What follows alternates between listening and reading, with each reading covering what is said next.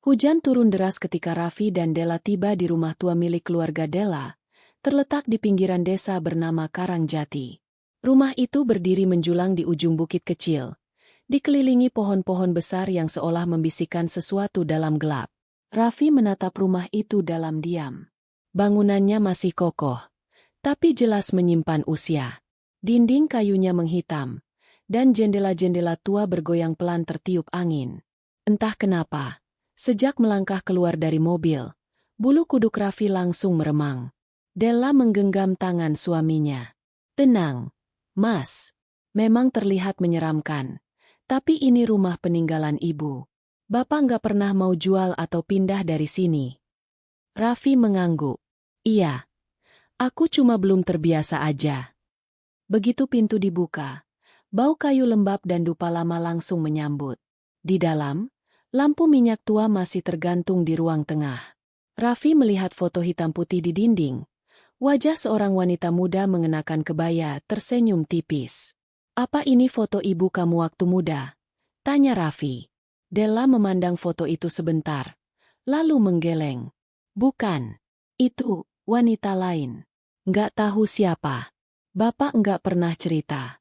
Tapi katanya, foto itu nggak boleh diturunkan." Raffi menelan ludah. Entah kenapa, tatapan wanita di foto itu membuat tubuhnya menggigil. Wajahnya cantik, tapi seolah menyimpan sesuatu. Malam semakin larut. Hujan belum juga reda. Setelah makan malam seadanya, mereka masuk ke kamar pengantin. Ruangan itu besar dan dingin. Sebuah ranjang kayu tua berkelambu putih berdiri di tengah ruangan, terlihat seperti dari zaman kolonial. "Apa kamu yakin kita tidur di sini?" tanya Raffi sambil membuka kelambu. Della tertawa kecil. "Kamar ini khusus disiapkan buat pengantin baru keluarga kami. Ibu dan bapak juga tidur pertama kali di sini. Malam pertama mereka harusnya jadi malam penuh cinta dan harapan. Tapi entah mengapa, malam itu terasa berbeda." Lampu padam tepat pukul 12 malam. Angin dingin masuk melalui celah dinding. Raffi terbangun oleh suara isak tangis pelan. Ia mengira itu Della. "Del, kamu nangis?" Tidak ada jawaban. Ia menoleh. Della sedang tertidur pulas di sebelahnya. Tapi suara tangis itu tetap terdengar, pelan pilu dan seolah berasal dari bawah tempat tidur. Raffi menunduk pelan. Tidak ada apa-apa. Namun ketika ia mendongak kembali ke atas, kelambu tempat tidurnya berubah warna menjadi merah samar. Dan di ujung ranjang, sesosok wanita duduk membelakanginya. Mengenakan baju pengantin dengan rambut panjang menutupi wajahnya. Raffi membeku. Nafasnya tercekat. Wanita itu perlahan menoleh. Tapi sebelum wajahnya terlihat, Raffi langsung terjaga. Nafasnya memburu. Tubuhnya basah oleh keringat. Ia melihat Della di sampingnya. Masih tidur. Tapi di pojok ruangan, kelambu ranjang tergulung sendiri. Padahal tak ada angin. Dan di dinding foto wanita berkebaya itu kini tampak tersenyum lebih lebar. Pagi datang membawa kabut tipis yang menggantung di sekeliling rumah. Suara ayam jantan terdengar dari kejauhan. Tapi di dalam rumah, keheningan masih membungkus setiap sudut. Raffi duduk di ruang makan, menatap secangkir teh yang mulai dingin. Matanya sayu, bekas kurang tidur semalam masih terlihat jelas di wajahnya. Di benaknya, terus berputar gambaran wanita berkebaya yang muncul di ujung ranjang. Apakah itu hanya mimpi? Atau... "Mas." Della datang dari arah dapur. Rambutnya dikuncir sederhana, mengenakan daster warna pastel. Ia tampak segar, seolah tidak merasakan keanehan apapun. "Kamu tidur nyenyak, Del?" tanya Raffi sambil menatap istrinya dalam-dalam. "Iya, kenapa?" Della mengerutkan dahi. "Kamu nggak bisa tidur." Raffi ragu sejenak. Aku mimpi aneh. Di kamar kita, ada wanita duduk di ranjang. Pakai kebaya merah. Aku dengar suara dia nangis." Della diam sebentar. Kemudian ia meletakkan piring di atas meja. Agak gemetar. "Mas, jangan cerita hal-hal aneh begitu di rumah ini." "Ya," katanya pelan. "Kenapa?" Raffi memicingkan mata. "Del, Kamu tahu sesuatu? Della menunduk. Rumah ini dari dulu memang gak biasa, Mas. Waktu aku kecil, aku sering lihat bayangan di lorong. Tapi Bapak selalu bilang jangan takut. Jangan ngomong apa-apa. Jangan banyak tanya. Siapa wanita di foto itu? Del? Della menatap suaminya lama. Kemudian menjawab dengan suara lirih. Katanya dia istri pertama Bapak. Tapi, dia mati di malam pengantinnya sendiri. Dibunuh. Tapi semua orang di keluarga disuruh anggap dia nggak pernah ada. Raffi merinding. Jantungnya berdetak cepat. Jadi, mimpi itu mungkin bukan sekadar mimpi? Malamnya, saat Raffi sedang mencuci tangan di kamar mandi tua dekat dapur, sesuatu kembali terjadi. Cermin di depannya berembun walau tidak ada air panas. Ia mengelap embun itu dengan tangannya, tapi justru membentuk sesuatu. Sebuah tulisan. Aku belum selesai. Raffi mundur dengan panik. Ia menoleh ke belakang. Kosong. Tapi ketika ia melihat kembali ke cermin, refleksi di baliknya menampilkan seorang wanita berdiri di belakangnya. Padahal di kenyataan, tak ada siapa-siapa. Tiba-tiba cermin retak di satu sisi. Retakan itu melingkar, seperti membentuk wajah seseorang yang sedang berteriak tanpa suara. Raffi jatuh terduduk. Napasnya tercekat. Jari-jarinya gemetar. Dan saat ia bangkit, di lantai dekat kakinya, ada jejak kaki wanita penuh lumpur, mengarah keluar kamar mandi. Malam itu, saat mereka tidur, Raffi memeluk Della lebih erat dari biasanya. Tapi saat ia menoleh, wajah Della berubah. Matanya menatap kosong, dan dari sudut bibirnya menetes darah tipis. Mas, gumam Della. Suaranya bukan seperti biasanya. Lebih serak, dalam, dan dingin. Aku, kedinginan.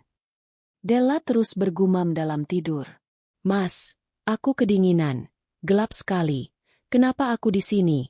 Kenapa aku dikubur? Raffi terbangun. Napasnya tercekat. Ia menatap Della yang masih terpejam. Tapi wajahnya berubah pucat. Nafasnya berat. Tubuhnya menggigil. Del bangun, sayang. Raffi mengguncang tubuh istrinya perlahan. Tapi Della terus bergumam. Tolong aku masih hidup waktu mereka menguburku. Tolong aku. Suara itu bukan suara Della. Nada bicaranya lambat, parau. Seperti berasal dari dasar perut seseorang yang sudah lama tidak bernapas. Raffi langsung membaca doa seadanya.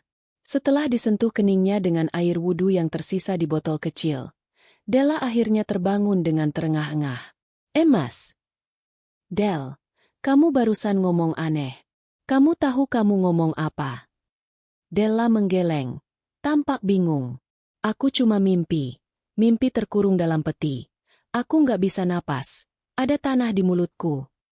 Raffi pucat. Itu persis seperti yang baru saja ia dengar. Keesokan harinya, mereka memutuskan bicara dengan ayah Della, Pak Jabrik, yang tinggal tidak jauh dari rumah tua itu. Saat Raffi mulai menceritakan kejadian yang mereka alami, Pak Jabrik diam lama. Wajahnya menegang. Mata tuanya tampak berkaca. Apa kalian lihat? Dia? Tanya Pak Jabrik lirih. Raffi dan Della saling pandang. Dia siapa, Pak? Desak Raffi. Pak Jabrik menarik napas panjang, lalu berkata dengan suara nyaris berbisik. Namanya Sekar, istri pertamaku. Dulu kami menikah diam-diam karena orang tuanya tak setuju. Tapi malam pertama kami, Sekar, hilang. Tak ada yang tahu kemana. Orang-orang bilang dia pergi sendiri. Tapi sebenarnya, dia... Pak Jabrik tak mampu melanjutkan. Air matanya jatuh.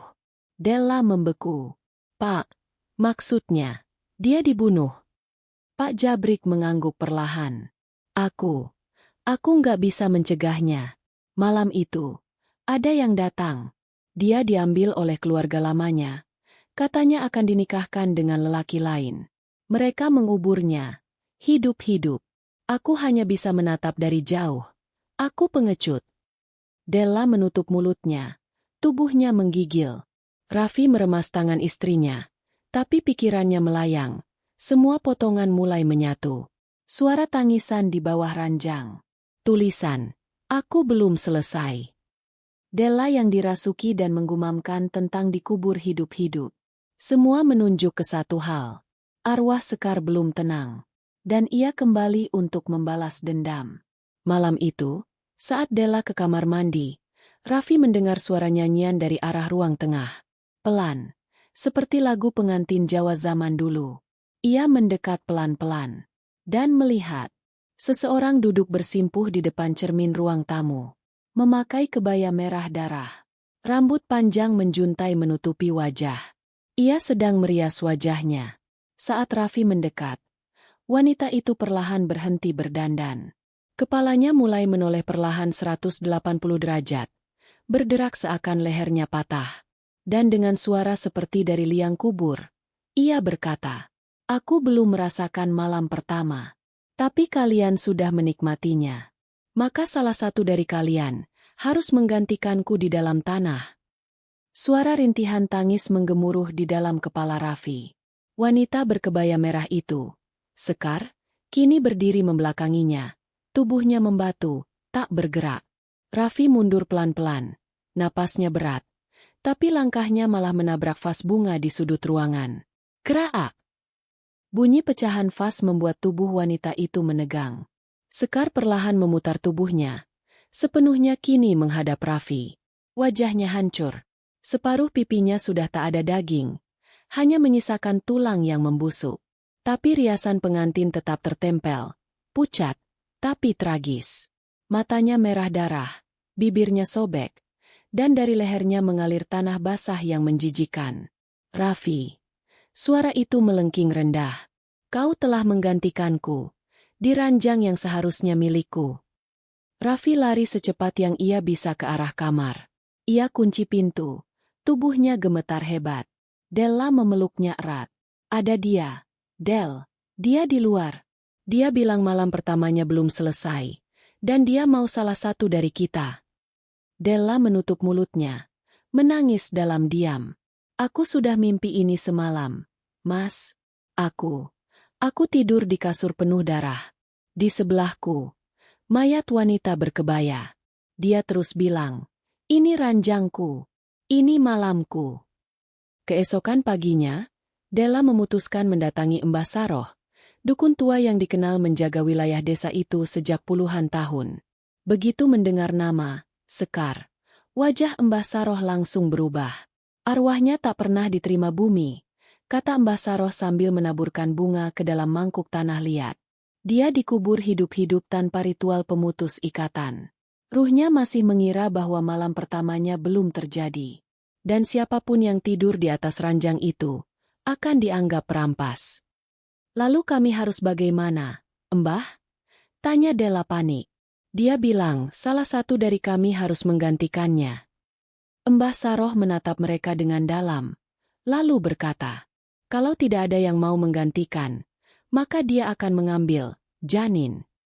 Della langsung lemas. Raffi menoleh cepat. "Janin? Maksudnya?" "Della hamil." Della terdiam. Ia mengangguk pelan. Air matanya jatuh. "Aku belum sempat bilang, Mas. Tapi iya, aku telat 2 bulan." Raffi langsung menggenggam tangan istrinya kuat-kuat. "Tidak, aku nggak akan biarkan dia ambil anak kita." Malam itu, mereka tidur dalam pelukan, dengan jimat dan doa-doa dari Mbah Saroh di bawah bantal. Tapi pukul 2 dini hari, suara tangisan kembali terdengar dari kamar mandi. Della membuka mata. Raffi sudah tidak ada di sebelahnya. Ia mendengar suara-suara aneh di luar kamar. Dentingan gelang. Suara nyanyian Jawa. Dan ranjang mulai bergetar pelan. Della menoleh dan melihat Raffi kembali masuk kamar. Tapi ada yang salah. Langkahnya kaku. Senyum tipis membelah wajahnya. Senyum yang bukan milik Raffi. "Sayang," katanya, "malam pertamaku akhirnya datang juga." Della terdiam di atas ranjang. Tubuhnya membeku. Sosok yang baru saja masuk ke kamar tampak seperti Raffi. Tapi tatapan matanya kosong. Pupilnya membesar. Wajahnya pucat seperti mayat. Sayang, malam ini malamku, ucapnya pelan sambil duduk di tepi ranjang. Mas, Mas Raffi. Della memanggil dengan suara bergetar. Sosok itu menyeringai. Aku bukan Raffi. Bibirnya perlahan sobek, membuka lebar sampai ke pipi. Suara tawa cekikikan mengerikan keluar dari mulut yang tak lagi manusiawi. Sekar, bisik Della. Air matanya mengalir deras. Tangannya meraih jimat dari bawah bantal. Lalu ia lemparkan ke arah Raffi. Haha. Asap tipis mengepul dari tubuh Raffi. Ia menjerit keras. Aarg. Tubuhnya terlempar ke lantai. Ia menggeliat-geliat seperti terbakar. Lalu mendadak diam. Della segera mendekat. Mas Raffi, bangun. Raffi membuka mata perlahan. Kini sorot matanya sudah berbeda. Itu benar-benar dirinya.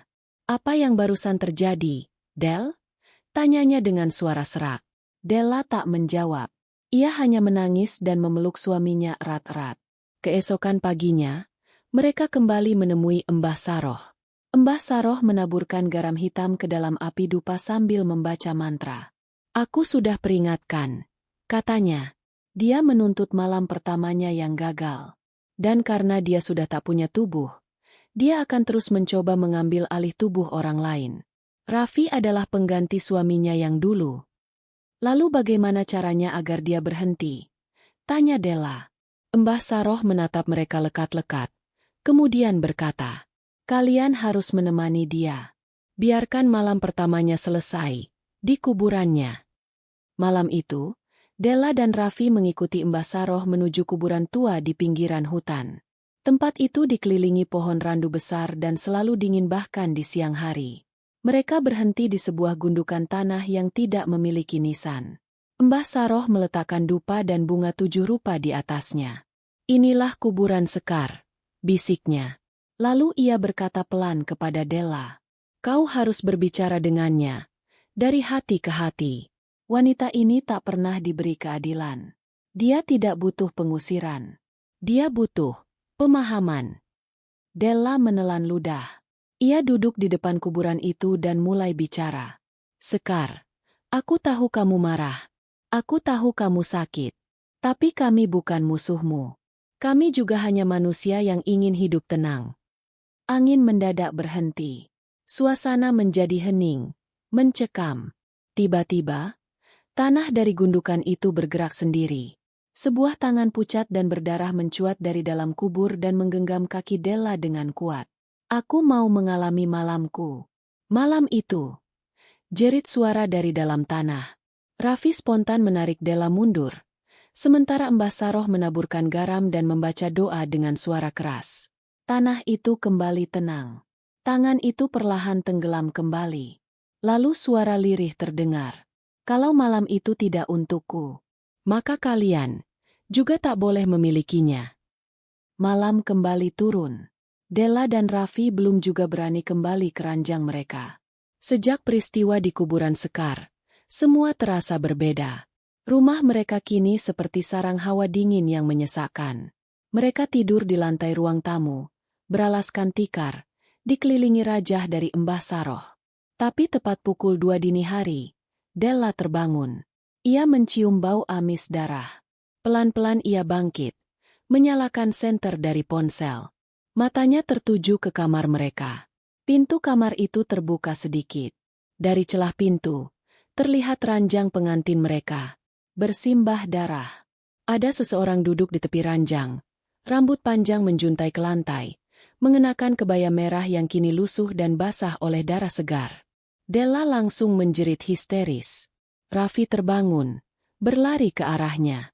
Mas, dia di kamar kita. Sekar. Dia duduk di ranjang itu lagi. Raffi mengintip ke dalam kamar. Tapi tidak ada siapa-siapa. Ranjang terlihat bersih. Kosong. Tanpa noda sedikit pun. Del, gak ada siapa-siapa. Ucap Raffi. Tapi wajahnya juga tampak cemas. Namun Della tahu apa yang ia lihat. Dia tidak berhalusinasi. Keesokan harinya, mereka kembali mendatangi Mbah Saroh. Kali ini, Mbah Saroh menatap mereka dengan tatapan lebih serius dan berat. Sekar tak hanya gentayangan karena gagal menikah, katanya. Dia dibunuh pada malam pertamanya sendiri. Dan pelakunya masih hidup. Della dan Raffi terdiam. Bukan hanya arwah penasaran, lanjut Mbah Saroh. Ini, arwah dendam. Kutukan ranjang itu berasal dari trauma terakhir yang dialami Sekar. Ia dibunuh di atas tempat tidur, malam saat ia seharusnya menjadi istri. Jadi, kami tidur di ranjang yang menyimpan kutukan pembunuhan. Tanya Raffi dengan ngeri. Mbah Saroh mengangguk. Ranjang itu menyimpan luka, darah, dan dendam. Jika tidak dibersihkan dengan ritual pemutusan, maka semua pasangan yang tidur di atasnya akan dikorbankan satu persatu. Malam itu, mereka membakar ranjang pengantin itu di halaman rumah. Raffi menuangkan bensin, lalu menyalakan api. Della berdoa pelan sambil menggenggam perutnya yang mulai membesar. Tapi saat api menyala, terdengar suara. Ah. Suara jeritan perempuan. Api membesar, membubung tinggi.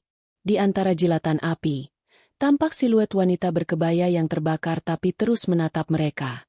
Kau tidak bisa mengusirku dengan api. Sebelum darah yang menghabisiku, dibalas dengan darah. Dan sosok itu menerjang ke arah Della. Brak! Della terlempar dan pingsan di halaman rumah. Ketika terbangun beberapa jam kemudian, ia sudah berada di ruang tamu, dikelilingi para tetangga dan Mbah Saroh. Tapi ada yang salah.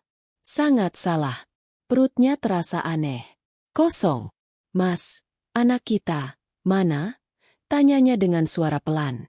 Raffi menangis di sudut ruangan, tak mampu berkata-kata. Mbah Saroh menggenggam tangan Della erat-erat. Maafkan kami, Del.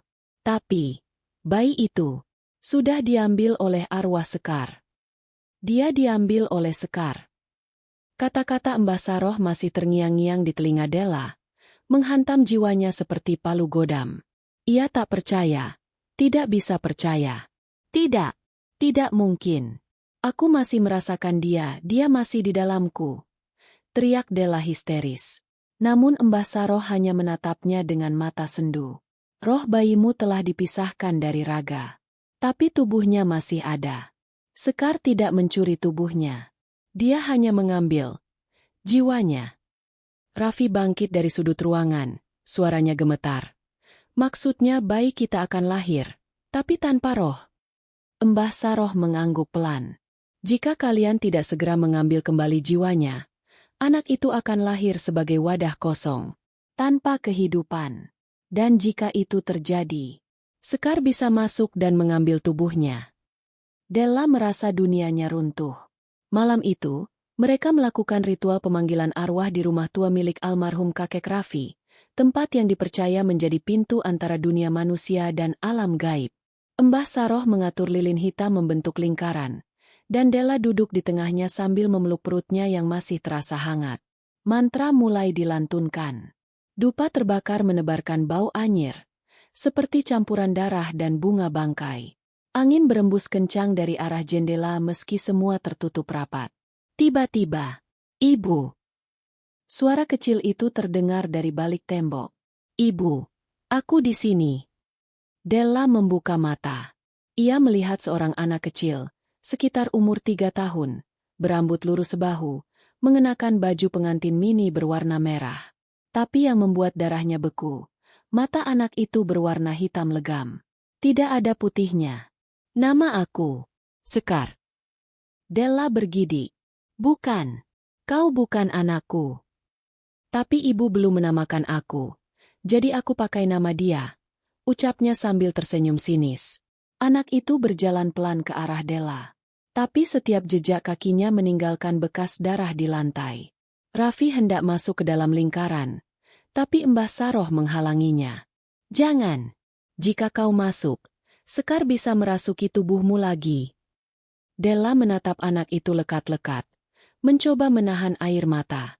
Apa yang kau inginkan, Sekar? Anak itu berhenti.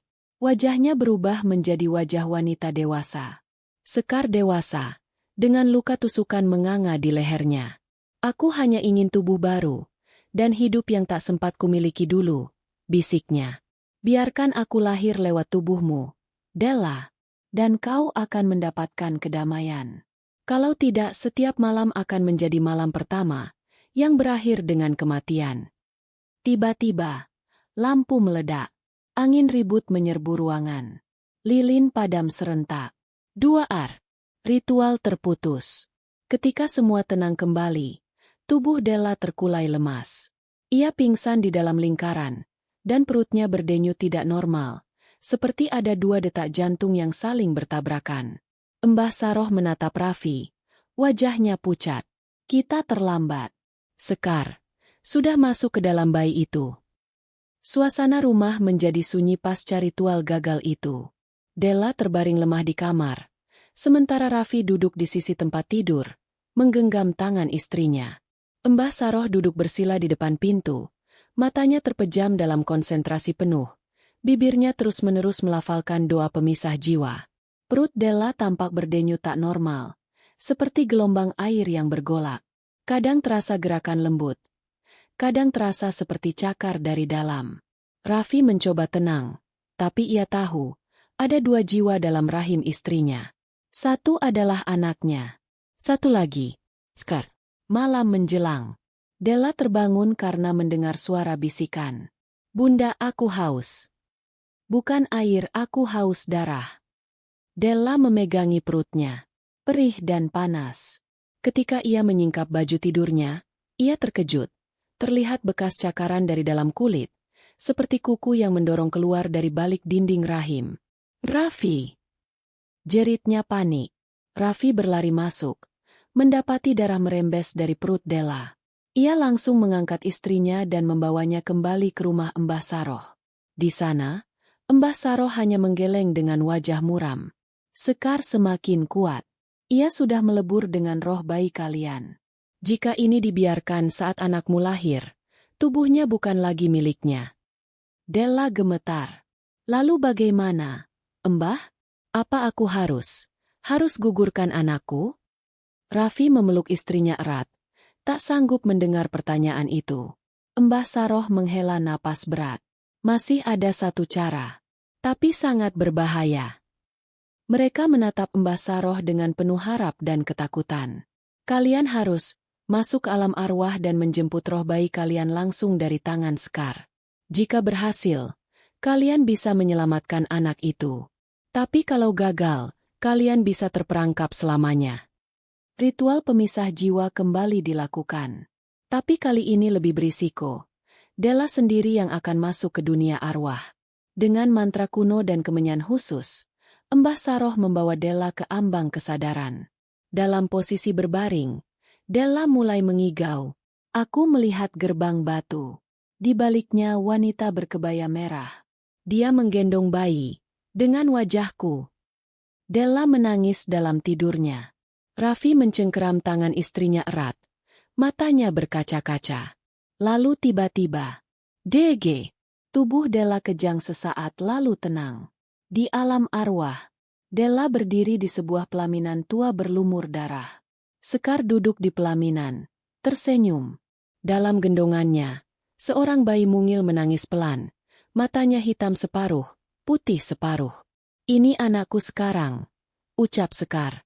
Dia akan hidup untukku, mengisi luka yang tak pernah sembuh. Della melangkah maju. Kau sudah mati, Sekar. Tapi anakku, dia belum lahir. Biarkan dia pergi. Biarkan dia hidup. Sekar menatapnya lama, lalu berkata dengan suara dingin, berikan darah suamimu, maka aku akan pergi. Kalau tidak, kau akan melahirkan aku. Dalam alam arwah yang diselimuti kabut dan bayangan berdarah, Della berdiri berhadapan dengan Sekar. Perempuan itu menggenggam bayi mungil dengan mata yang separuh putih, separuh hitam, roh anak Della yang sedang direbut paksa. Berikan aku darah suamimu, atau aku akan lahir kembali melalui rahimmu, dan dunia ini akan mengenal teror baruku. Bisik Sekar. Matanya menyala merah membara. Della menahan napas. Mata bayi itu meliriknya sejenak. Dan ia tahu, roh anaknya masih bisa diselamatkan. Sementara itu di dunia nyata, tubuh Della menggeliat dalam lingkaran ritual. Raffi panik. Mbah, kenapa dia bergetar seperti itu? Mbah Saroh tetap tenang, menaburkan garam hitam ke arah lingkaran sambil komat kamit. Dia sedang ditawari perjanjian darah. Kalau dia menyerah, bayi itu akan lahir sebagai Sekar. Raffi tercengang.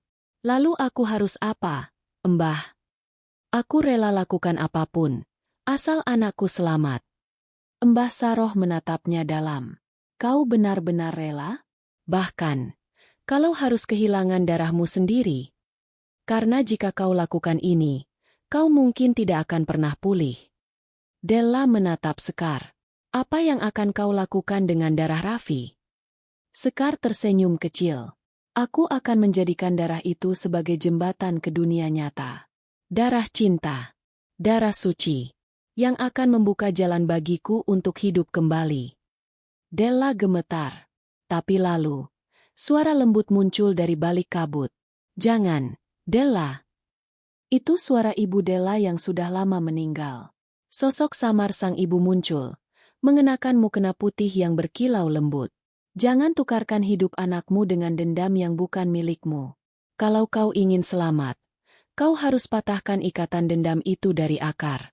Cari tahu siapa yang membunuh Sekar sebenarnya. Mendadak, semua bayangan mulai runtuh. Pelaminan berdarah ambruk. Kabut berubah menjadi angin ribut. Sekar menjerit, kehilangan kendali. Tidak. Aku akan kembali. Aku akan menyatu dengan janin itu. Della menjerit dan terbangun. Tubuhnya basah oleh keringat. Raffi langsung memeluknya.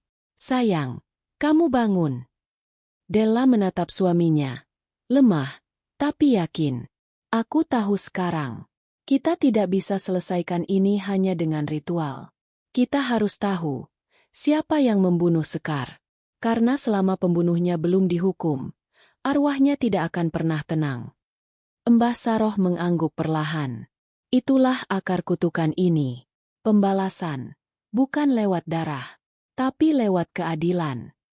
Setelah sadar dari alam arwah, Della merasa satu hal jadi sangat jelas.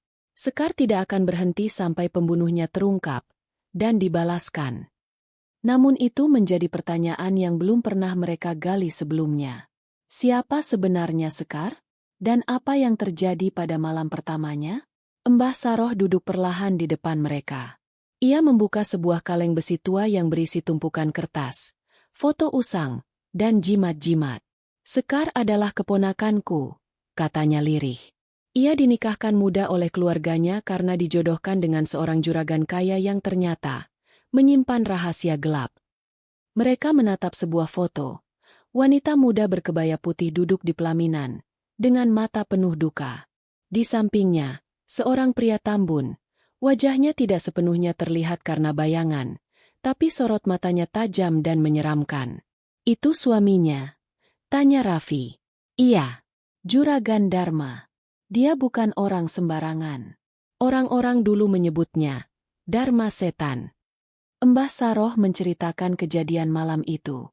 Setelah pesta pernikahan yang mewah, warga mendengar jeritan dari rumah juragan. Tapi tak ada yang berani mendekat. Besoknya, Juragan Dharma mengumumkan bahwa Sekar melarikan diri dengan lelaki lain. Keluarganya malu, dan sejak itu, nama Sekar dihapus dari silsilah. Tapi aku tahu, Sekar tidak pernah lari, ucap Mbah Saroh. Dia dibunuh. Dan aku yakin, jasadnya masih dikubur di rumah itu. Della menggigil. Kalau gitu, kita harus gali jasadnya? Kita harus tahu kebenaran. Mbah Saroh mengangguk. Tapi hati-hati. Rumah itu sekarang kosong. Tapi banyak yang bilang sering terdengar suara tangisan, bahkan tawa perempuan tengah malam.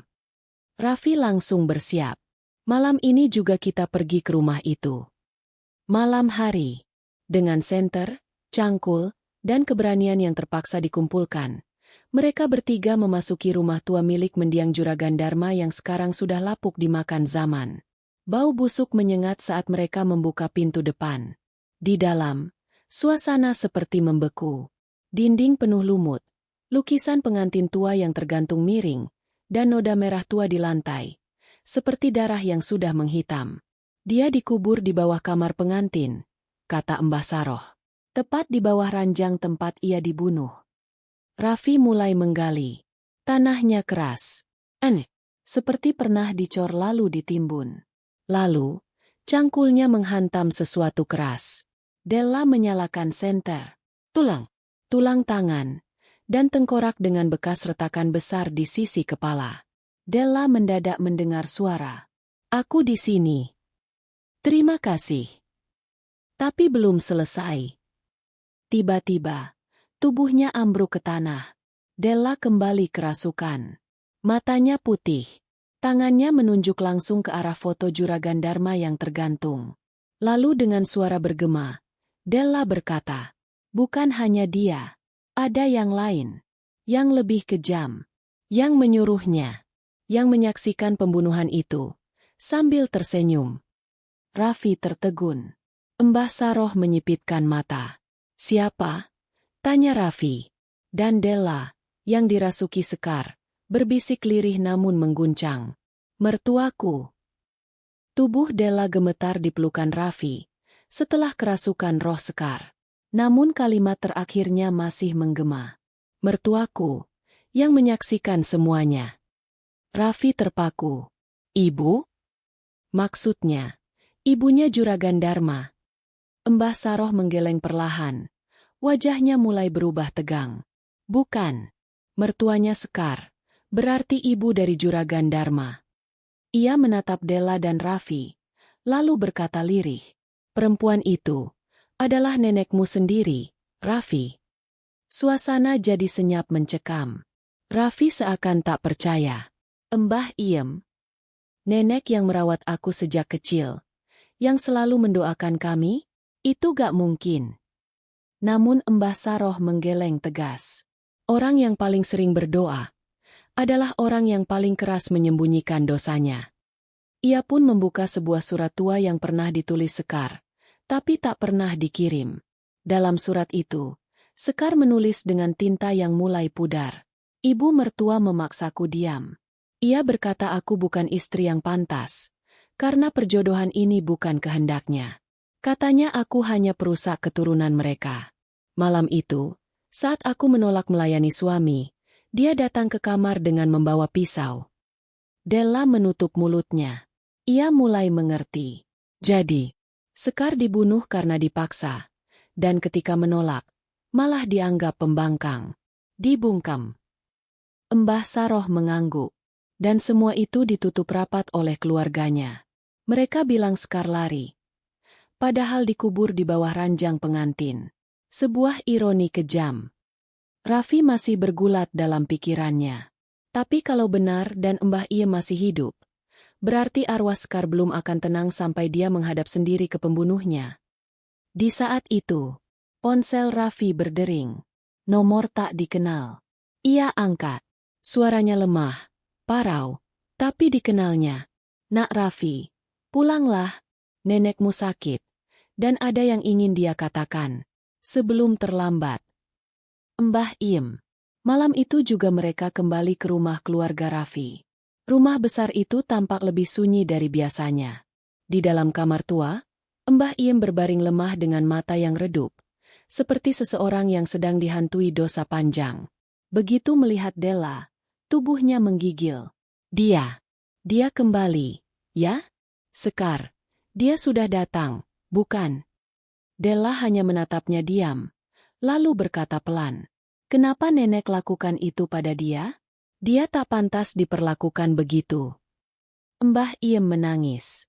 Aku hanya ingin menjaga darah keluarga ini tetap murni. Sekar bukan dari keluarga terpandang. Dan aku tak mau cucuku punya keturunan dari perempuan miskin. Tapi aku tak tahu Dharma akan membunuhnya malam itu. Ia menggenggam tangan Raffi, gemetar. Tolong, ampuni nenekmu ini. Aku tidak bisa tidur. Dia datang setiap malam, berdiri di sudut kamar, sambil membawa bunga Kamboja. Tiba-tiba, lampu kamar padam. Udara berubah dingin. Sangat dingin.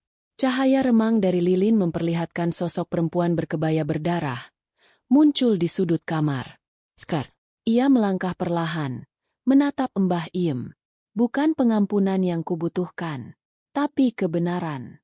Ucapkanlah, di depan semua anak cucumu, bahwa aku tidak lari, bahwa aku dibunuh. Mbah Iem menggigil, menangis keras, dan akhirnya berteriak. Iya, aku yang menyuruh Dharma membungkammu. Aku yang mengubur namamu dari keluarga ini. Tangisan Mbah Iem pecah. Dan Sekar, perlahan memudar, tersenyum tipis. Terima kasih. Kini, aku bisa pulang. Tiba-tiba lampu menyala kembali. Angin dingin berhenti. Dan untuk pertama kalinya, suasana rumah itu terasa lega. Tapi, belum selesai. Karena malam itu, Della bermimpi. Sekar kembali datang dalam wujud yang damai. Terima kasih sudah membantuku.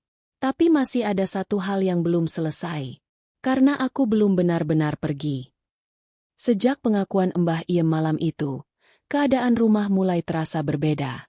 Lebih tenang. Lebih damai. Tapi Della justru merasakan sesuatu yang aneh di tubuhnya. Setiap malam, ia kerap mimpi berada di sebuah kamar tua, penuh bunga melati. Di sudutnya, Sekar duduk tersenyum, sambil mengelus perut buncitnya. Aku titipkan dia padamu, Della. Jagalah dia, karena darahnya masih diburu. Pagi harinya, Della mual hebat. Setelah memeriksakan diri ke dokter, hasilnya mengejutkan. Della hamil. Raffi langsung memeluk Della erat. Kita bakal punya anak. Ini hadiah dari Tuhan setelah semua ini selesai. Namun Mbah Saroh yang duduk di samping mereka tidak tersenyum. Belum selesai, Raffi. Justru ini awal dari bagian yang lebih gelap. Della menoleh, bingung. Apa maksudnya, Mbah? Kalian pikir Sekar pergi begitu saja setelah dendamnya terbalas? Arwahnya memang tenang, tapi jiwanya masih menetap. Ia memilih bersemayam dalam rahimmu, Della. Della membeku. Maksud Mbah, anak ini adalah roh baru, tapi juga pembawa warisan Sekar. Ia lahir untuk melanjutkan darah yang pernah dibinasakan. Tapi darah Dharma yang masih hidup akan berusaha menghapusnya juga. Raffi terpaku. Tapi, Dharma sudah mati. Mbah Saroh menggeleng perlahan. Kau yakin? Sementara itu, di tempat lain, di sebuah rumah sakit jiwa yang jauh dari kota, seorang pasien tua, dengan wajah kosong dan nama yang dihapus dari dokumen resmi, mendadak menjerit histeris tengah malam. Sekar belum mati. Dia akan kembali. Dia akan melahirkan dendamnya. Petugas rumah sakit buru-buru menenangkannya, mengikatnya ke ranjang. Di dinding kamar pasien itu, tertulis nama samar. D. Dharma. Malam itu Della kembali bermimpi. Tapi kali ini, bukan Sekar yang muncul, melainkan bayi merah, dengan mata penuh luka, menangis tak henti-henti. Sementara bayangan hitam berwajah Dharma mengulurkan tangan, mencoba meraih bayi itu dari pelukannya. Berikan padaku. Itu bukan milikmu. Della terbangun sambil menjerit. Keringat dingin membasahi tubuhnya. Pagi harinya, mereka kembali ke rumah Mbah Saroh untuk meminta penjelasan. Selama bayi ini dalam kandunganmu, Della, kau harus menjaganya dengan nyawa. Karena Dharma, meski tubuhnya lemah, roh jahatnya belum padam. Ia akan datang dalam berbagai wujud. Ia ingin memastikan, keturunan Sekar tidak pernah lahir. Dan malam itu, gangguan dimulai. Lampu rumah padam sendiri. Air keran berubah menjadi merah seperti darah. Bayi dalam kandungan Della bergerak liar, seperti sedang melawan sesuatu dari dalam. Raffi mendekap istrinya. Ketakutan. Kita harus pergi dari sini. Kita harus selamatkan anak kita. Namun Mbah Saroh menatap mereka dengan tajam. Kalian tak bisa lari. Kalian harus melawan. Karena malam berikutnya akan jadi malam penentu. Dharma akan datang sendiri. Malam ke-13. Udara di rumah Della dan Raffi mendadak berubah dingin. Angin berdesir dari balik jendela tertutup rapat. Bau dupa menyengat. Padahal tak ada dupa dinyalakan. Dia sudah dekat. Bisik Mbah Saroh sambil menatap api lilin yang mendadak menyala sendiri. Tiba-tiba lampu rumah mati. Lalu, terdengar langkah kaki berat dan serat, seperti orang lumpuh. Tapi itu jelas menuju ke arah kamar Della. Raffi buru-buru mengunci pintu. Tapi dari balik pintu terdengar suara berat dan parau. "Anak itu bukan milik kalian." Della berteriak sambil memeluk perutnya yang semakin keras. "Raffi, dia ada di sini." Raffi menggenggam tangannya kuat-kuat. "Aku di sini, Del. Aku nggak akan biarkan siapapun menyakitimu." Brak! Pintu kamar seakan dihantam sesuatu yang sangat kuat. Dinding mulai bergetar. Cermin retak sendiri. Mbah Saroh duduk bersila, mulai merapalkan mantra kuno dari kitab warisan leluhur. "Ojo nganti bayi iku dicokot. Ojo nganti nyawa diganti. Yo Sekar, jaga janinmu." Saat mantra dibaca, Della melihat bayangan perempuan di pojok kamar. Sekar. Ia berdiri tenang, mengenakan kebaya putih lusuh berlumuran darah, menatap bayi dalam kandungan Della. Sekar menoleh pada Della, matanya merah basah. "Aku di sini. Tapi kekuatan Dharma bukan kekuatan manusia." Sementara itu, di rumah sakit jiwa tempat Dharma disembunyikan, salah satu petugas menemukan ruang isolasi kosong. Tali pengikat ranjang terlepas. Di dinding kamar, darah tertulis kata, "Aku akan ambil kembali darahku." Malam itu, Dharma benar-benar bangkit. Tubuhnya lemah, tapi jiwanya telah menjadi entitas kegelapan, bersatu dengan roh-roh pesugihan dan perjanjian kelam yang dulu dia lakukan saat menginginkan kekayaan. Mbah Saroh menatap ke langit malam. "Ini lebih dari yang kita bayangkan. Dharma bukan cuma manusia jahat. Dia sudah menjelma jadi roh penasaran abadi. Dan dia ingin memutus darah keturunan Sekar untuk selamanya." Keesokan harinya, tanda-tanda mulai muncul di tubuh Della. Bekas cakaran hitam di perutnya. Suara tangisan bayi saat dini hari. Dan setiap kali dia melihat cermin, dia melihat bayangan Dharma berdiri di belakangnya. Raffi pun mulai kehilangan kendali. Ia sering mimpi buruk, dan mendadak berbicara dalam bahasa aneh saat tidur. Mbah Saroh menyadari sesuatu. Dharma mulai masuk lewat Raffi. Dia akan menjadikan suamimu wadah, dan lewat dia, membunuh bayimu. Della menjerit. "Tidak, aku tidak akan biarkan Raffi jadi seperti Dharma." Langkah mereka hanya satu. Mbah Saroh menyuruh Della dan Raffi melakukan ritual pengikatan jiwa, malam purnama nanti. Ritual kuno ini akan mengunci tubuh Raffi dari roh Dharma, dan menyatukan kekuatan Sekar dan Della untuk melindungi janin. Namun peringatan Mbah Saroh jelas. Kalau ritual ini gagal, tidak hanya kalian mati. Anak itu akan lahir tanpa jiwa, menjadi wadah baru Dharma yang lebih kuat dari sebelumnya. Malam purnama pun tiba. Langit dipenuhi awan tebal, namun cahaya bulan menembus gelap, menyinari halaman belakang rumah Della yang telah disiapkan untuk ritual pengikatan jiwa. Di tengah lingkaran garam dan dupa hitam, Mbah Saroh duduk bersila. Della duduk di sebelah kanan Raffi. Tangannya menggenggam tangan suaminya yang mulai dingin dan berkeringat. Ritual ini bukan menyembuhkan, tapi mengikat. Jika jiwamu lemah, Raffi, kau bisa mati. Atau, tubuhmu akan diambil sepenuhnya oleh Dharma. Raffi mengangguk pelan. Wajahnya pucat. "Aku akan melindungi Della dan anakku. Apapun taruhannya." Ritual pun dimulai. Mbah Saroh mengucap mantra kuno, sementara Della dan Raffi saling menatap. "Siji nyowo loro ati. Ing satengahing peteng lan padang. Roso nyawiji. Kang peteng sirna. Kang cahya ngasta." Angin berhembus kencang. Dupa menyala semakin terang. Daun-daun kering beterbangan. Tiba-tiba tubuh Raffi kejang hebat. "Della!" Dia mesek. "Dia ada di kepalaku." Dari mulut Raffi keluar suara lain. "Hahaha, kalian pikir bisa hentikan aku? Anak itu darahku. Darahku. Matanya mendelik. Urat-urat di wajahnya menonjol. Darah menetes dari hidungnya, dari telinganya. Mbah Saroh segera menaburkan serbuk hitam ke dalam api dupa. Asap hitam mengepul, membentuk bayangan wajah Dharma, dengan senyum mengerikan. Kalian tak bisa mengurung jiwa yang sudah ditukar dengan darah. Sekar milikku, anak itu milikku, dan tubuh Raffi juga akan menjadi milikku. Saat itu, Sekar muncul. Bayangannya muncul di belakang Della, dengan wajah lembut namun penuh kesedihan.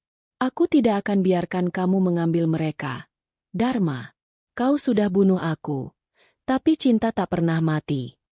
Sekar berdiri di antara Raffi dan Della. Dari tangannya muncul cahaya putih yang menekan aura Dharma. Tapi Dharma melawan. Bayangannya membesar. Api dupa membakar melingkar. Tangan Della berdarah. Perutnya terasa tertarik kuat dari dalam. Janinnya seperti memberontak.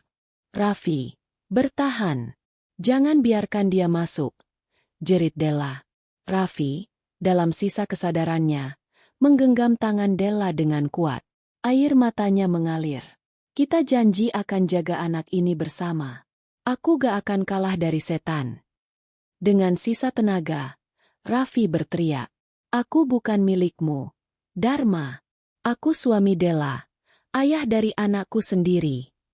Tiba-tiba cahaya putih meledak dari tubuh Della dan Raffi. Bayangan Dharma mengerang keras, lalu terhempas keluar dari tubuh Raffi dan lenyap dalam asap pekat. Tubuh Raffi lunglai. Della menangis sambil memeluknya.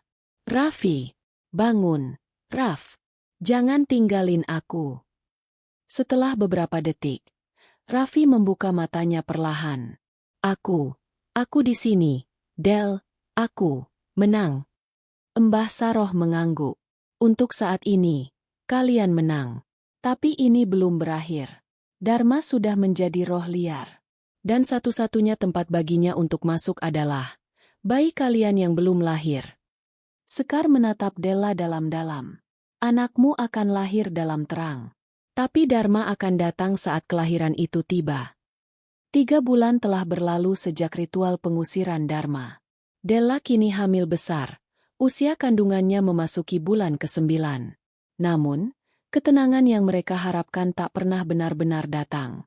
Setiap malam, rumah itu kembali dipenuhi suara-suara aneh. Suara tangisan perempuan, ketukan jendela tanpa henti, dan bayangan rambut panjang yang selalu muncul di dekat perut Della. Aku tahu dia masih mengintai, bisik Della sambil membelai perutnya. Tapi kamu harus kuat, nak. Jangan izinkan siapapun mengambilmu. Malam itu, ketika hujan mengguyur deras dan listrik padam, Della berteriak dari dalam kamar. Raffi! Air ketubanku pecah. Raffi yang panik langsung mengangkat istrinya ke mobil. Tapi mobil mogok. Telepon genggam tak ada sinyal. Jalanan terendam. Mereka terjebak di rumah itu, sendirian. Mbah Saroh yang kebetulan menginap mendekat. Wajahnya tegang. Kalau memang waktunya melahirkan, maka kita harus bantu di sini juga.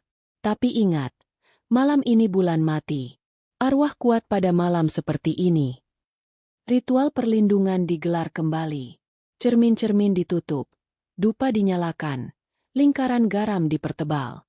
Tapi Della mulai menjerit kesakitan. Aark! Ada yang menarik bayiku. Mbah Saroh tersentak. Ia melihat perut Della yang mulai berubah warna, menjadi kehitaman di bagian bawahnya. Raffi memegangi tangan istrinya, menangis.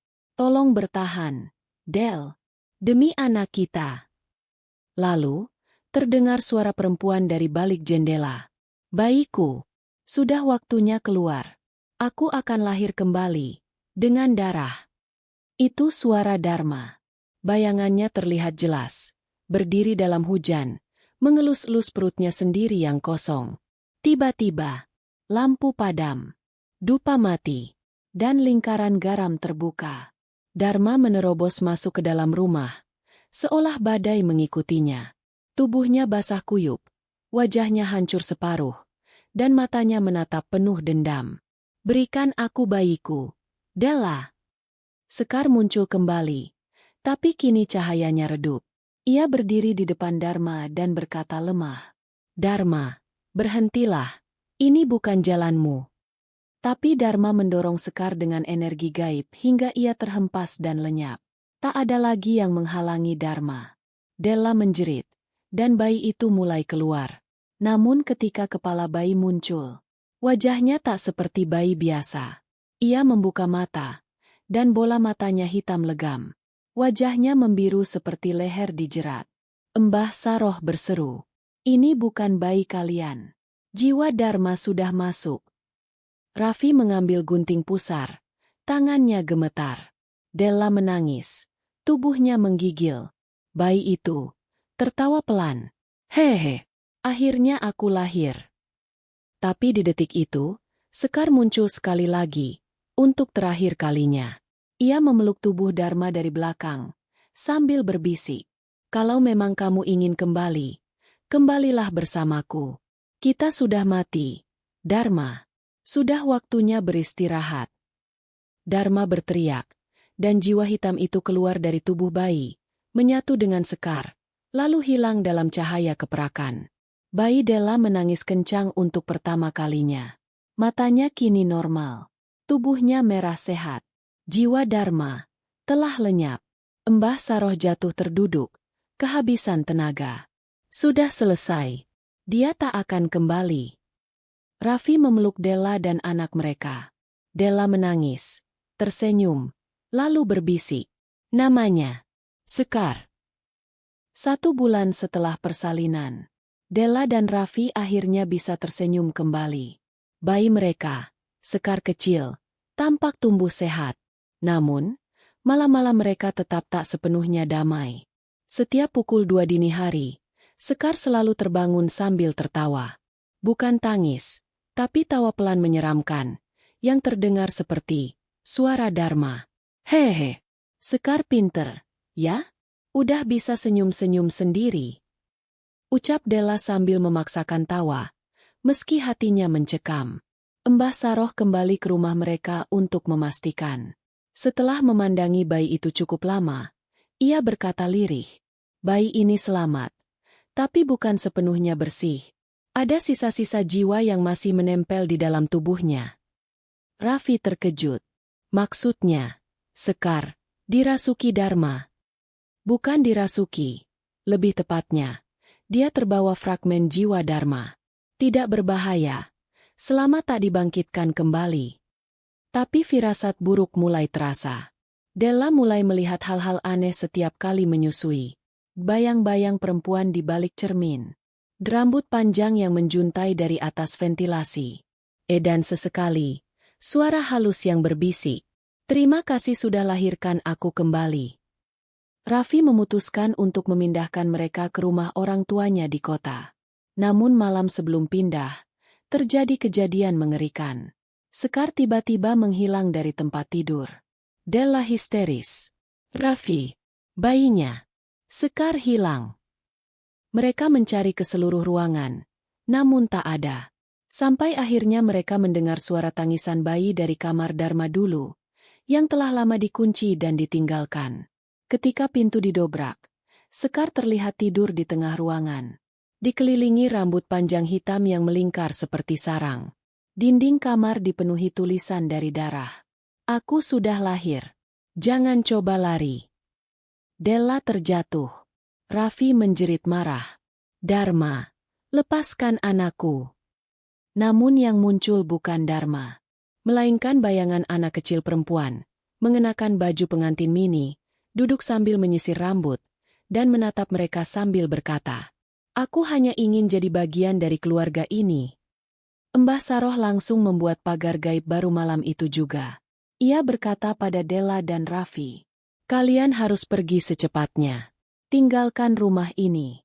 Tapi ingat, jangan pernah bawa cermin atau rambut dari sini. Itu bisa mengikat jiwanya." Mereka bersiap pindah ke kota. Namun sebelum pergi, Della memandangi wajah anaknya yang tertidur. Sekar tersenyum dalam tidur. Dan dari mulutnya terdengar bisikan lirih. "Aku akan kembali, Ibu." Setelah kejadian mengerikan itu, Della dan Raffi pindah ke rumah kontrakan di kota. Mereka berharap bisa menjalani hidup baru bersama Scar. Kehidupan tampak normal kembali. Tapi ketenangan itu hanya bertahan 7 hari. Hari ke-8 di rumah baru, Della mulai mendengar suara-suara aneh dari kamar Scar. Ibu, aku sudah besar sekarang. Ketika diperiksa, Scar tertidur pulas. Tapi jari-jari tangannya tampak mencengkeram sehelai rambut panjang hitam. Bukan rambut bayi, tapi seperti rambut wanita dewasa. Della membuang rambut itu ke tong sampah. Namun besok malamnya, rambut itu kembali muncul di dalam ranjang bayi. Tak hanya itu, cermin kamar mandi mulai berkabut sendiri. Dan ketika kabut menghilang, muncul tulisan, "Rumah baru tak akan menyembunyikanmu." Raffi berusaha menyangkal. Mungkin ini cuma halusinasi. Kita stres karena trauma kemarin. Tapi Della tak bisa mengabaikan tanda-tandanya. Scar mulai tidur sambil tertawa aneh setiap pukul 2 dini hari, seperti waktu di rumah lama. Malam Jumat itu, Della terbangun dan mendapati pintu kamar terbuka sendiri. Ia berjalan pelan ke ruang tamu, dan menemukan Scar berdiri di tengah ruangan. Ya, berdiri. Padahal usianya baru 2 bulan, belum bisa menopang tubuhnya. Dengan mata terbuka lebar, Scar memandang ke arah Della dan tersenyum lebar. Tapi senyum itu bukan senyum bayi. Itu senyum milik Dharma. Ibu, rumah ini bagus. Aku suka di sini. Della langsung memeluk Scar dan menjerit, membangunkan Raffi. Raffi berlari dan menyaksikan sendiri. Bayi mereka berdiri tegak dengan kepala menunduk. Mereka memutuskan menghubungi Mbah Saroh melalui video call. Mbah Saroh memandang Scar lama, lalu berkata, "Kalian telah membawa bagian dari Dharma. Aku sudah bilang, jangan bawa rambut atau cermin dari rumah itu. Ada sesuatu yang ikut terbawa. Dan aku tahu apa itu." Della gemetar. Apa maksud Mbah? Bukan hanya fragmen jiwa, tapi boneka pengikat jiwa Dharma yang dulu disembunyikan di bawah ranjang. Kalian pasti tanpa sadar membawanya. Raffi langsung mengecek semua kardus pindahan. Dan benar saja. Dalam salah satu kotak pakaian bayi, mereka menemukan boneka tua berwajah aneh, dengan gaun pengantin mini dan rambut hitam panjang. Mata boneka itu terbuka lebar, dan berwarna merah. Mbah Saroh memberikan instruksi terakhir. Bakar boneka itu di tempat sepi. Jangan dilakukan di rumah. Setelah itu, kalian harus datang ke tempatku. Ini belum selesai, karena Dharma belum berhenti. Malam itu pukul 11.30, Raffi dan Della meninggalkan Scar di rumah tetangga terpercaya. Mereka membawa boneka pengantin ke tanah lapang kosong dekat sungai kecil di pinggiran kota. Boneka itu diam, tapi terasa mengawasi mereka sepanjang perjalanan. "Kita lakukan ini cepat, lalu langsung ke rumah Mbah Saroh," ucap Raffi sambil menyiapkan bensin dan korek. Della hanya mengangguk. Matanya masih tak lepas dari boneka itu. Ia merasa, boneka itu hidup. Ketika api mulai menyala dan boneka dijatuhkan ke dalamnya, jeritan memekakan telinga terdengar dari dalam kobaran api. Ark. Jangan bakar aku. Aku belum selesai." Api seharusnya membakar segalanya. Tapi justru, dari dalam nyala api yang menjulang, sosok Dharma muncul. Bergaun pengantin terbakar sebagian. Wajahnya penuh luka. Namun matanya merah menyala. Dan rambutnya berkibar meski tak ada angin. Della mundur ketakutan. Raffi memeluknya sambil membaca doa. Tapi Dharma justru melayang keluar dari api, menatap tajam ke arah mereka. "Kalian pikir bisa membuangku seperti sampah? Aku telah dilahirkan kembali." Dengan gerakan cepat, Dharma menyambar ke arah Della. Namun di detik terakhir, kalung pemberian Mbah Saroh yang dipakai Della memancarkan cahaya terang. Sosok Dharma terbakar oleh cahaya itu, menjerit kesakitan, lalu lenyap. Raffi dan Della segera berlari ke mobil. Begitu sampai, mobil mogok. Di kaca depan, terbentuk tulisan dari uap kabut. "Jangan pikir ini berakhir. Aku adalah bagian dari darah kalian sekarang." Keesokan harinya, Mereka tiba di rumah Mbah Saroh dalam keadaan lemas dan ketakutan. Mbah Saroh langsung menyambut mereka sambil membawa kendi berisi air khusus. Kalian tidak cukup hanya membakar boneka itu. Kalian harus memutus sambungan darah antara Dharma dan bayi kalian. Della menunduk. Hatinya hancur. Apa itu berarti? Sekar akan dilukai? Mbah Saroh menggeleng. Tidak. Tapi kalian harus siap. Karena ritual ini akan mengungkap siapa sebenarnya Dharma, dan kenapa dia begitu dendam pada keluarga kalian. Malam itu, udara di rumah Mbah Saroh begitu dingin, padahal tidak sedang musim hujan. Langit mendung, dan bau kemenyan menyebar ke seluruh penjuru ruangan. Kita mulai sekarang, kata Mbah Saroh sambil mengatur lilin-lilin melingkar. Kalian berdua duduk di tengah. Bawa Sekar. Della menggendong Sekar yang tampak resah, terus menoleh ke belakang, seolah melihat sesuatu yang orang dewasa tidak bisa lihat. Mbah Saroh memercikan air kendi ke sekeliling mereka, lalu mulai melantunkan mantra dalam bahasa Jawa kuno.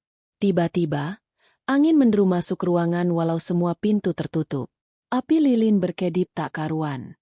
Dan kemudian, darah menetes dari langit-langit rumah. Apa ini, Mbah? Raffi berdiri panik. Mbah Saroh menjawab cepat. Itu bukan darah manusia. Itu darah perjanjian leluhurmu yang lama dilupakan. Lalu, muncul sosok perempuan dari bayangan di dinding. Dharma. Tapi kali ini ia tidak menyerang. Ia hanya menangis. Kalian harus tahu, kenapa aku menuntut darah. Kenapa aku tak bisa pergi. Kilasan masa lalu tiba-tiba muncul di tengah ruangan. Seperti proyektor gaib. Tampak seorang lelaki muda, mirip Raffi, menikahi seorang gadis desa, Dharma. Gadis itu tampak bahagia, polos, dan sangat mencintai lelaki itu. Namun, di malam pertama, Dharma ditikam oleh suaminya sendiri. Dharma bukan dibunuh orang asing. Dia dibunuh oleh kakek buyut Raffi. Untuk ritual pesugihan, menukar cinta dengan kekayaan. Aku tidak pernah bisa lahir kembali. Jiwaku terjebak dalam pengorbanan. Dan sekarang, aku ingin sesuatu yang mereka miliki, keturunan. Aku ingin menjadi ibu. Della menjerit memeluk Sekar. Tidak, dia anakku, bukan milikmu. Dharma tertawa, lalu berkata, tapi dia adalah cucu dari darah lelaki yang membunuhku. Dan sekarang, jiwaku sudah tertanam di dalam dirinya. Mbah Saroh segera menyiramkan seluruh kendi ke arah bayangan Dharma. Dan nyala api lilin berubah jadi biru. Dharma menjerit, tapi tidak terbakar. Ia menatap Della dan berkata, jika kau ingin aku pergi, temui aku di tempat aku dibunuh. Di balik pohon tua, di bawah batu berdarah. Temui aku dan bawa kebenaran. Lalu sosoknya menguap menjadi asap hitam. Mbah Saroh memandang Raffi dan Della dengan tatapan serius. Ini belum selesai. Kalian harus pergi ke rumah leluhur Raffi. Di sanalah Dharma disembelih, dan di sanalah kalian akan tahu, apakah kalian bisa menyelamatkan Sekar atau kehilangan semuanya. Hari itu mendung. Langit seolah menahan hujan yang tak kunjung jatuh. Raffi dan Della, bersama Sekar yang tertidur di gendongan, berdiri di depan rumah tua peninggalan kakek buyut Raffi di ujung desa terpencil. Rumah itu sudah puluhan tahun tidak dihuni. Jendelanya pecah, dindingnya rapuh, dan catnya mengelupas seperti kulit mati. Disinilah semuanya bermula, ucap Raffi dengan suara berat. Dan mungkin disinilah semuanya akan berakhir. Begitu mereka melangkah masuk, suasana langsung berubah dingin. Lantai kayu berderit, dan aroma busuk seperti daging membusuk menyambut mereka. Della menutup hidung. Ada bau bangkai. Raffi menatap ke arah ruang tengah, tempat altar tua berdiri di sudut. Ada bekas lilin hitam, dan jejak darah kering di lantainya. Mbah Saroh bilang, Dharma dibunuh di bawah lantai ini, di bawah altar. Raffi mulai mencongkel papan lantai yang lapuk. Della membacakan doa dalam hati sambil menggenggam kalung pelindung mereka. Setelah beberapa papan terbuka, bau menyengat menyeruak. Di dalam lubang tanah sempit itu, tampak tulang belulang perempuan. Masih mengenakan gaun pengantin compang-camping. Di lehernya, tergantung liontin dengan huruf D. Della menahan napas. Tubuhnya gemetar. Itu Dharma. Tiba-tiba, Sekar yang tadinya tertidur, terbangun dengan mata terbuka lebar dan berkata dengan suara bukan miliknya. Aku sudah pulang. Kalian temukan aku terlambat. Lalu tubuh kecil Sekar terangkat melayang, dan gaun Dharma di dalam liang bergetar hebat, seperti masih hidup. Raffi panik. Della menjerit memanggil nama putrinya. Tapi sosok Dharma muncul di sudut ruangan dengan mata penuh amarah dan luka sayatan menganga di lehernya. Darahku belum dibayar. Kalian harus serahkan keturunan itu. Atau kubawa jiwanya. Dalam keputusasaan, Raffi mengeluarkan surat tua yang mereka temukan di lemari altar, tertulis dengan darah. Maafkan aku, Dharma. Aku hianati cintamu demi kekayaan. Tapi kau akan terus hidup dalam darah cucuku. Tanda tangan. Kartawi, kakek buyut Raffi. Raffi menangis. Dharma, ini semua salah leluhurku, bukan salah Sekar, bukan salah kami. Dharma tampak ragu. Tangisnya mulai pecah. Tapi amarahnya belum padam. Kalau begitu, bakar jasadku dengan tanganmu sendiri, dan potong garis darah pesugihan itu. Hanya itu caraku bisa tenang, atau semuanya akan mati bersamaku. Api menyala membakar jasad Dharma yang sudah ratusan tahun dikubur di bawah lantai rumah leluhur Raffi. Asap hitam mengepul tinggi, menari liar di tengah pusaran angin yang mendadak datang entah dari mana. Aku minta maaf, bisik Raffi dengan mata berkaca. Kita bukan bagian dari dosa itu, tapi biarkan ini jadi akhir. Della memeluk Sekar yang sudah sadar, tapi terlihat aneh. Tatapan matanya tajam, tidak seperti biasanya. Ia tidak menangis, tidak pula bicara.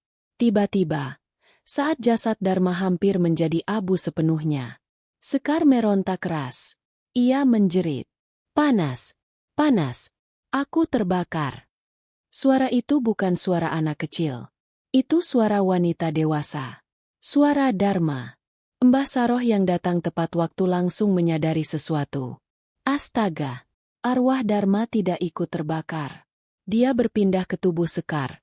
Dia menyatu. Della histeris. Tidak, Sekar anakku. Bukan wadah arwah dendam. Raffi mengguncang bahunya sendiri, menatap Mbah Saroh panik. Lalu harus bagaimana? Kita sudah bakar jasadnya. Sudah putus pesugihannya. Mbah Saroh menunduk dalam, kemudian berkata dengan lirih. Tidak semua dendam mati dengan jasad, apalagi jika dendamnya tumbuh dari cinta yang dikhianati. Sekar mulai tertawa. Tawanya bukan tawa anak kecil. Tawanya panjang, nyaring, dan memilukan. Kalian pikir aku akan pergi semudah itu? Kalian pikir aku akan menyerah setelah hidupku diambil dengan kejam? Ia menatap Della dan berkata dengan senyum dingin. Tubuh ini lemah, tapi akan tumbuh. Dan saat dewasa nanti, aku akan menikah dengan darah kalian sendiri. Dan malam pertamaku akan kupenuhi dengan darah kalian, seperti aku dulu. Tiba-tiba, semua lilin di rumah padam. Suara pintu dan jendela terbanting keras. Langit mengguntur. Aku akan hidup di dalam anak ini. Sekar lalu pingsan. Beberapa menit kemudian, sunyi. Sekar terbangun perlahan, memeluk Della dan berkata kecil, "Bunda, aku takut." Mata kecilnya kembali polos. Namun di balik pupilnya, masih ada bayangan Dharma. Mbah Saroh mendekat, menyentuh dahi Sekar dan bergumam. Kita belum menyelesaikannya. Arwah Dharma kini hidup di dalam darah. Kalian harus mencari cara untuk memurnikan darah Sekar, sebelum arwah itu tumbuh bersama tubuhnya. Malam itu, Sekar tertidur di pangkuan Della. Meski tubuhnya tenang, aura di sekelilingnya terasa mencekam. Samar-samar, bayangan pengantin berdarah muncul di sudut kamar. Tersenyum. Dia tidak sepenuhnya tidur, bisik Mbah Saroh. Arwah Dharma sudah menyatu dengan darahnya. Ia bersembunyi, menunggu waktu. Raffi menatap putrinya penuh kepedihan. Lalu, apa yang bisa kita lakukan? Mbah Saroh membuka gulungan kain lusuh. Isinya adalah mantra kuno dari kitab pemisah jiwa, hanya digunakan jika seseorang dirasuki oleh nyawa kembar dari roh dendam. Ritual ini disebut pemisahan nyawa kembar. Tapi risikonya besar, jiwa Sekar bisa ikut tercerabut jika tak kuat menahan. Della langsung menolak. Tidak, aku tak mau kehilangan Sekar. Namun Mbah Saroh menatap tajam. Kalau tidak segera dilakukan, Dharma akan tumbuh bersama Sekar. Saat dia berusia 17 tahun nanti, tubuh itu akan sepenuhnya menjadi milik arwah pengantin. Pagi menjelang. Ritual pun dimulai di tengah tanah lapang yang digarisi tepung hitam dan darah ayam cemani. Sekar dibaringkan di tengah lingkaran mantra. Di atas kepalanya, cermin kuno diletakkan menghadap langit. Mbah Saroh memulai doa pemisahan jiwa. Wahai nyawa kembar yang menumpang, wahai dendam yang dibungkus daging, aku pisahkan kau dari wadahmu. Pulanglah ke tanah, pulanglah ke luka lama. Tiba-tiba, tubuh Sekar menggeliat, matanya terbuka lebar, dan suara Dharma kembali terdengar. Kalian tak bisa memisahkan aku. Ini tubuhku sekarang. Biarkan aku hidup. Angin kencang berputar. Api di obor mendadak padam. Della berlutut sambil menangis. Dharma, jika kau butuh keadilan, biar kami bantu carikan. Tapi jangan ambil anakku. Jangan rebut dia yang tak tahu apa-apa. Untuk pertama kalinya, suara Dharma terdengar pelan. Aku hanya ingin hidup. Aku hanya ingin mencintai dan dicintai. Tapi yang kudapat, hanya kematian di malam pertama. Cermin di atas kepala Sekar retak. Cahaya putih keluar darinya dan membelah tubuh Sekar menjadi dua bayangan. Satu bayangan polos, Sekar. Satu bayangan wanita bersanggul pengantin penuh darah, Dharma. Keduanya menangis. Mbah Saroh berseru. Sekarang, pilih. Siapa yang ingin hidup dalam dunia ini? Dharma menatap Della. Air matanya mengalir. Tapi wajahnya penuh luka. Aku sudah terlalu lama mati. Biarkan Sekar hidup. Tapi tolong, bantu aku temukan siapa yang membunuhku sebenarnya. Dharma perlahan memudar. Roh itu naik ke langit, meninggalkan jejak bunga melati dan darah di rumput.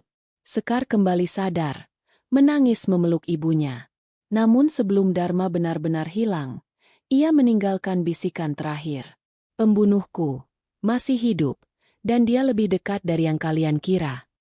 Beberapa hari setelah ritual, keluarga Raffi perlahan tenang. Sekar kembali ceria, dan rumah itu sudah tak lagi dihantui. Namun satu hal terus menghantui benak mereka. Pembunuhku masih hidup, dan dia lebih dekat dari yang kalian kira. Kalimat terakhir Dharma menjadi teka-teki yang menusuk. Kalau ingin tahu kebenaran, buka kembali catatan silsilah keluargamu. Lihat siapa yang dulu tinggal di rumah ini saat Dharma dibunuh. Raffi dan Della segera menelusuri buku tua di lemari warisan keluarga. Dan di sana, mereka menemukan sebuah nama yang mengejutkan. Saudara kembar dari kakek Raffi, yang dulu sempat tinggal dan menghilang tiba-tiba. Mereka pun mencari keberadaan Jabrik. Dan dengan bantuan Mbah Saroh, akhirnya mereka menemukannya. Seorang lelaki tua pikun, tinggal di sebuah pondok pinggir hutan. Saat melihat Raffi, wajahnya pucat, tubuhnya menggigil. Della menunjukkan foto Dharma yang mereka temukan di rumah lama. Apa Anda mengenalnya? Lelaki tua itu gemetar. Itu pengantin yang aku. Tiba-tiba lelaki itu menjerit keras. Aku yang membunuhnya. Malam itu aku mengira dia milikku. Kau tidak tahu rasa marahnya aku saat ia menolakku. Ternyata, Dharma dijodohkan dengan saudara kembar Raffi, Jabrik.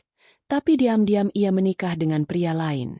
Malam pertama itu, Jabrik menyelinap, menyamar sebagai suami Dharma, lalu membunuhnya dengan keji. Ia menanam mayat Dharma diam-diam di bawah rumah sebelum melarikan diri dari kampung. Raffi dan Della menangis mendengar pengakuan itu.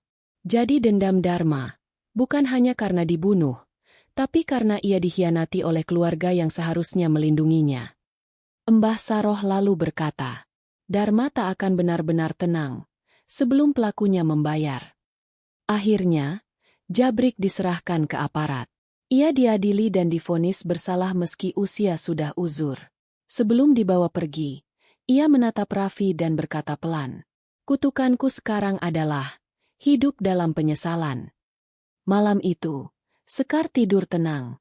Dalam tidurnya, ia bermimpi melihat Dharma tersenyum dari kejauhan, berpakaian pengantin, lalu berjalan perlahan menuju cahaya, menghilang selamanya.